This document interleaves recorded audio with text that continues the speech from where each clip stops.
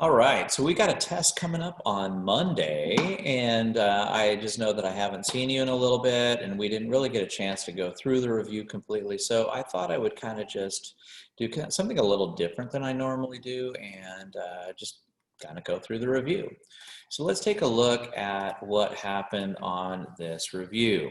So the first thing I chose to do in terms of looking at where this thing is continuous, obviously at the value 2, there's a possibility. So I found out what happened as I got really close to the number 5 negative and really close to the number 5 positive. And I found out, because it says if it is continuous at 5. So I found out that the limit from one side, if I plugged it in, gave me 2, and on the other side it gave me k times 5 squared, or 25k. Just setting those things equal, I gave it 2/25. So in terms of making a quick graph of this, you'll see the jump discontinuity here. And you'll see that it was a piecewise defined function with a parabola followed by a square root and a modified parabola here because of that 2/25, which would make it kind of flat, but notice the continuity here. Now, in terms of looking at the limit as I go to 2, from the positive side I got 1, and the negative side I got 8, which is kind of what you see in the graph right here. So when I ask for the limit as you approach 2 in general, well, then that means it can't exist, because if you don't put a qualifier, that means from both sides. Now, when we made our adjustment, we did make it continuous at 5. So from the left and right, it both said 2, which means the limit was 2. Moving on to problem number 2, notice sometimes you can literally just plug it in. So if I plugged in the number 2, it's not one of those indeterminate forms. I can just plug it in and see what happens. And when I did, I got 8/3. In B, we changed the story and we were looking at the end behavior asymptote as I approach infinity. And since these were both the big powers were x to the 5th here and negative 9x to the 5th, then that end behavior asymptote would be negative 1/9. Now, this was kind of related to that Mr. Jump problem that we had.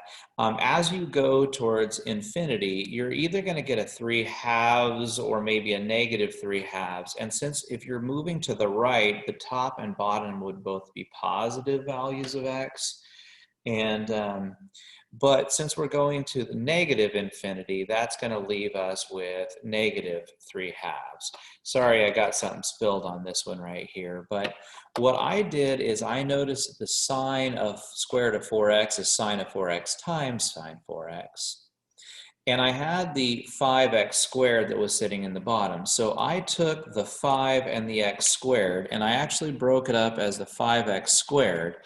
But I really needed a 4x in this spot and this spot because the squeeze theorem says I needed the sine of u over u.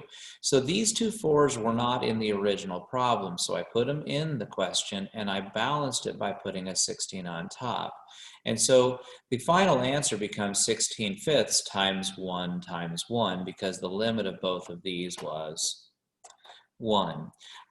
Okay, question 3, we had a little piecewise defined function. So as I approached negative 1 from the left, I got a minus 1.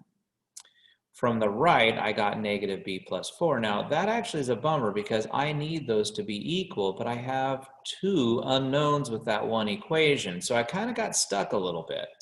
But when I looked at the limit as I approached 3 from the left, I got 3b plus 4.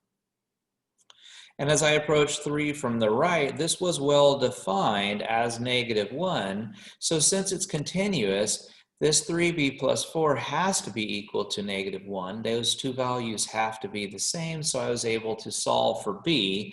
And of course, once I solve for b, I could find a.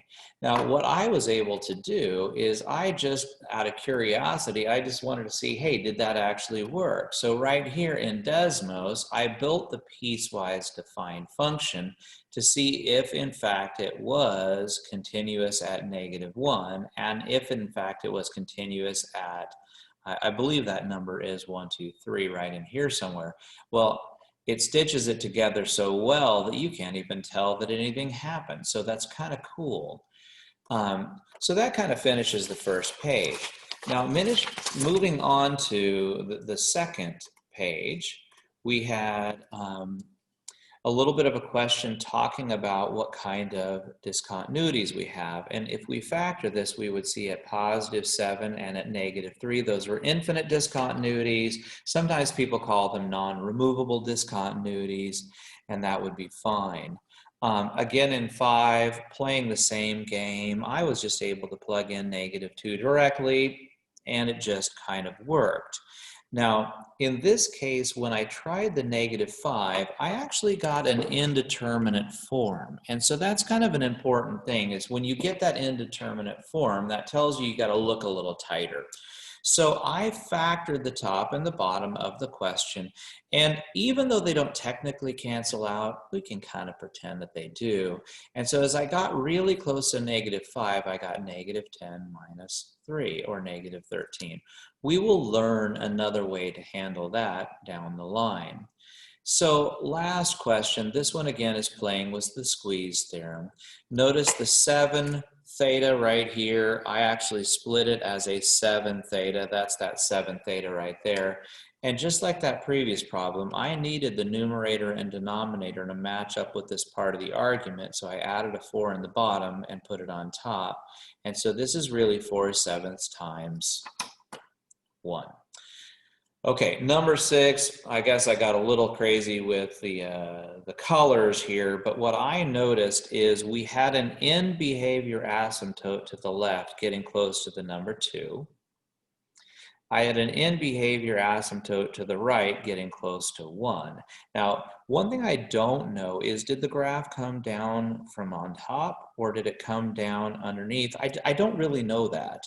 But I do know that when I look at what happens around the number, -2, I never labeled that, or it doesn't look like I labeled it.